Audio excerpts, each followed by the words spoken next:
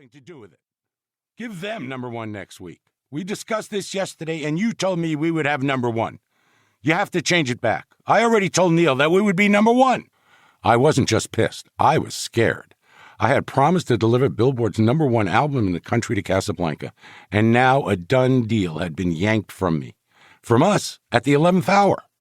I was intimately familiar with all the steps that had to be taken to get the top album in the country, and screaming at the head of Billboard's chart department was way, way down the list. Yet it was a step I was taking. I knew that they weren't going to let out the chart information for another 2 hours. They could still change it. I wasn't going to stop screaming until they went to press. I couldn't care less if Al Corey already knows about the numbers. Did he pay you off in cash? I helped you out when no one else could. And this is how you pay me back. You are a complete asshole to put me in this position. People were beginning to congregate outside my office to watch the meltdown. Neil Bogart walked in through our adjoining office door, clearly surprised at my outburst, and attempted to talk me off the ledge. No one had ever heard me yell with such venom and hatred, and they certainly had never heard me yell at Bill Wardlow. Bill had promised me that our 3-disc soundtrack LP for Thank God It's Friday would be number one. Now he was reneging and giving the top slot to Saturday Night Fever. In truth, Saturday Night Fever deserved it. It was outselling us 10-1, easily, and I knew it. RSO, the label that had released Saturday Night Fever, shared a distributor with Casablanca, and I had access to their sales figures. Their movie was doing much bigger box office than ours, but I didn't care.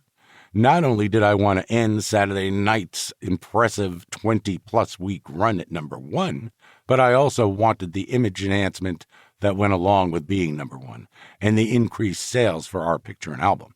For the past 2 years, I had had control over the Billboard charts and was able to significantly affect the positions of our records to help establish a perception that our company, Casablanca Records, and our artists, among them Kiss, Donna Summer, The Village People, and Parliament, were the hottest in the music industry. I was not going to accept a broken promise. This guy had screwed with the charts for years and years, and now he was screwing with me. Casablanca was our child. We gave birth to it. We nurtured it. We fought many battles to keep it alive. And to have someone not give it the respect I felt it deserved was unacceptable. But this story begins long before I even knew who Bill Wardlow was, when Neil Bogart was not king of the hottest label in the record biz, but just Neil Bogart, my second cousin from Brooklyn. Chapter 1. The Beginning of a Beautiful Friendship. An introduction, Neil and Bobby, Cameo Parkway, Art Cass, and Buddha. Summer 1961, 5620 231st Street, Bayside, Queens. The first time I met Neil Bogart, in fact, the first time I became aware he existed, we were in my parents' living room in Bayside. Neil and his parents were introduced as relatives, but beyond that no explanation was given. They stayed for about 5 minutes and left me a copy of a single titled Bobby, by some guy I never heard of named Neil Scott. Turns out Neil Scott and Neil Bogart were the same person, and Bobby had been something of a hit, reaching number 58 on the Cashbox and Billboard charts in June 1961. I had a relative who had recorded a song? I was 14 years old and had never met anyone who had recorded a single, to say nothing of a hit, and to have him be a relative, no less, sent my head spinning.